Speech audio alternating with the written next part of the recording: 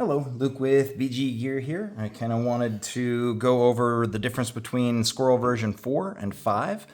But before I do that, I kind of want to quickly just show the progression.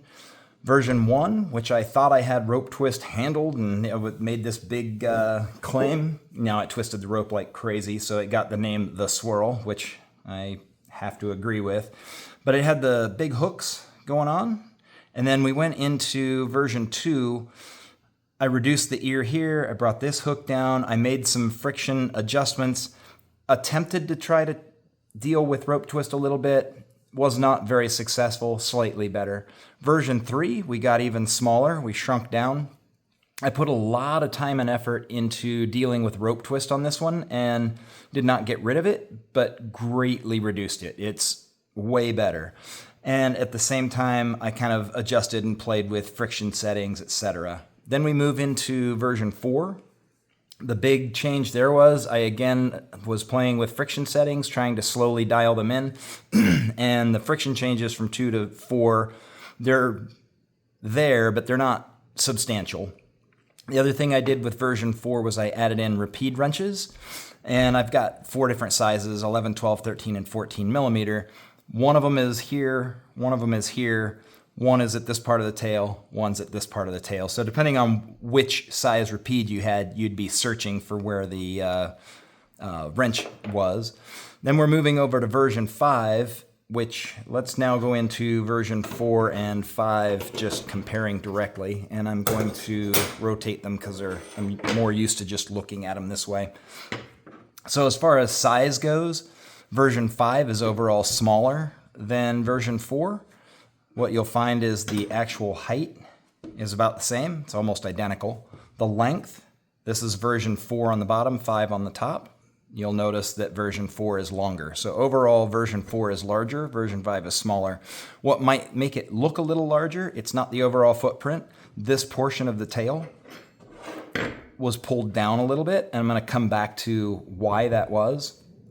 So on the wrench features on this one, I moved all the wrenches into just the tail hole zone, and that's what these little ridges are for. Each one grabs a different size repeat.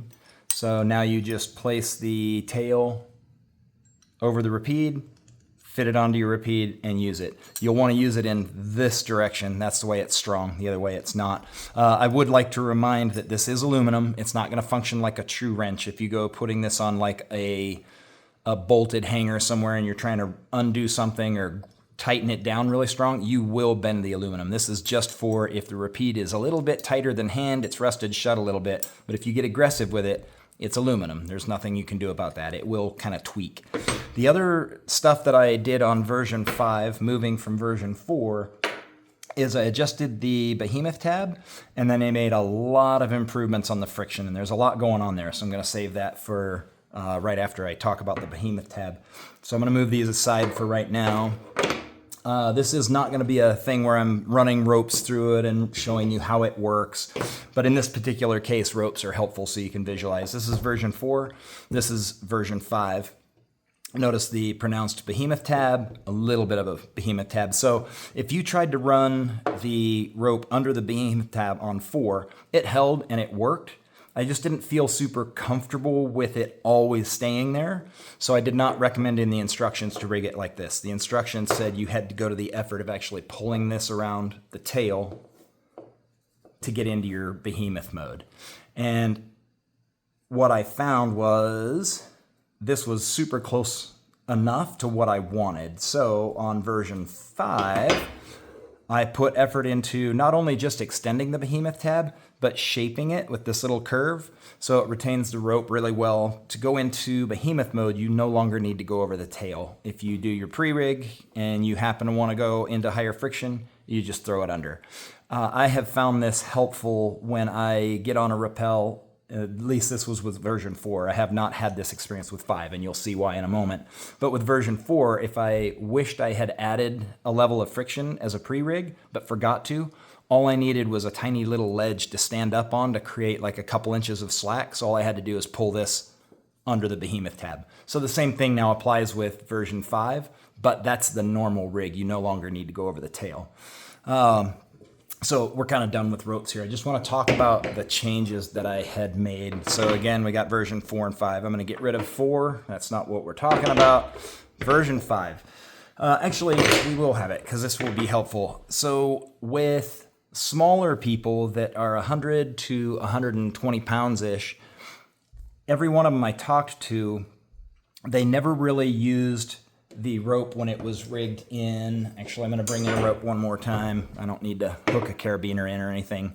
But they would always they would do their pre-rig, and they would always need at least tail hole 1. Now, a lot of times they just stayed in tail hole 1, but they never just rappelled with 0. So that told me I have too little friction on the 0 mode. I could actually kind of make that a little bit more friction.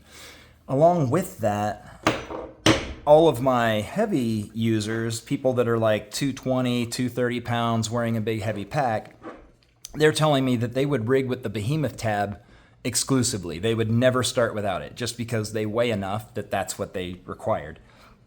So what I have done to try to work with all this, and that's another thing to mention, is part of the thing that made me need to start reevaluating a lot of this was friction. So one, you've got big people and little people, and then you've got all of the different types of, variables like wet rope, sandy rope, what kind of rope, is it wet, is somebody rappelling rough, there's so many variables. And is somebody wearing gloves, or are they not wearing gloves? With all those variables, it's really hard to get a device with a friction range that accommodates all users. Now, you can do things with large pre-rigs by pulling things over horns and whatnot, but to have a fluid flow of friction on the fly the whole time you're moving, to go from the smallest friction to the biggest friction and account for all those types of variations, it's really hard. It's it's like splitting hairs trying to find little bits and changes to make. So what I did was I pulled down the throat and made it smaller on version 5. Yeah, I keep pulling this out, but let's leave it there so you can just see the differences. So this distance here has been decreased on version 5, which increased my friction when you're just in mode 0. My small users that are 120 pounds or 100 pounds, they're finding that they now don't need tail hole 1, and they're good with just a 0 rig, so it's simpler and easier for them. What that did is increase the overall device friction. So now I have a higher high, which is better for the bigger users. I also made adjustments to the steps. Because this is now higher, I wanted my higher end to be even higher than it was because, again, the ropes are getting supple and slick, and heavy users are kind of running out on that upper end of things unless they go to the Behemoth tab, then they had plenty.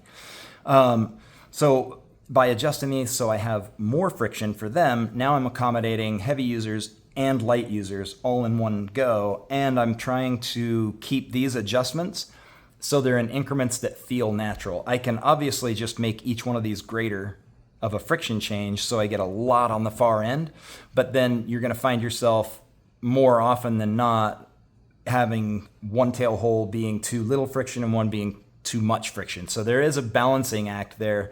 You can only adjust so much. So that's where a lot of effort went into. The other interesting change with concern to friction, if you'll notice this tail hole 3, it's not parallel like the other 2 holes.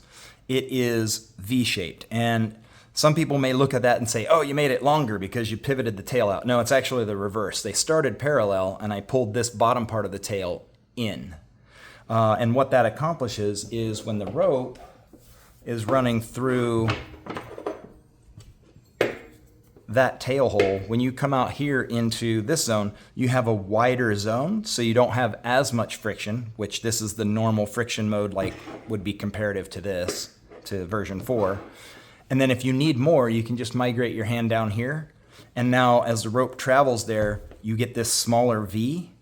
And that's where you start finding that little bit of a V makes, it's not huge, but it's not subtle either. It's pretty noticeable. If you're on rappel and you found you went all the way to tail hole 3, and you need just a little bit more friction, you can move your hand down and be able to pull the rope into this little V section, and you can kind of modulate that way. It's quite nice once you need it. Lighter people, you'll never feel the need.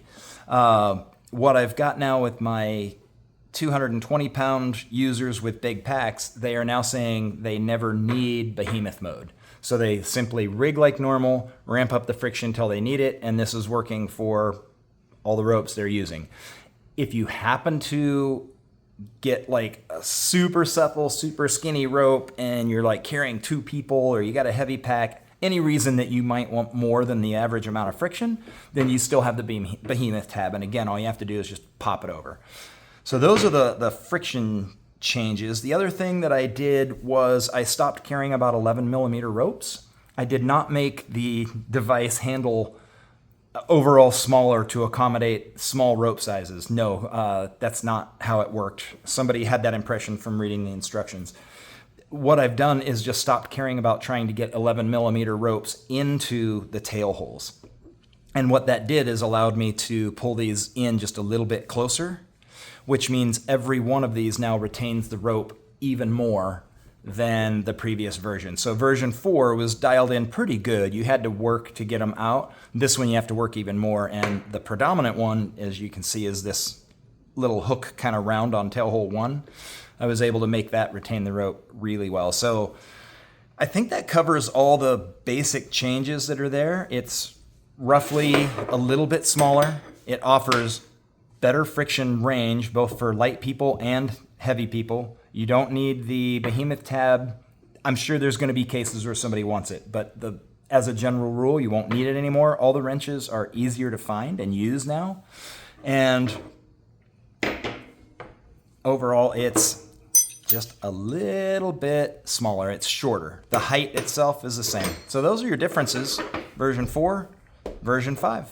Hopefully that helps answer questions that somebody might have had.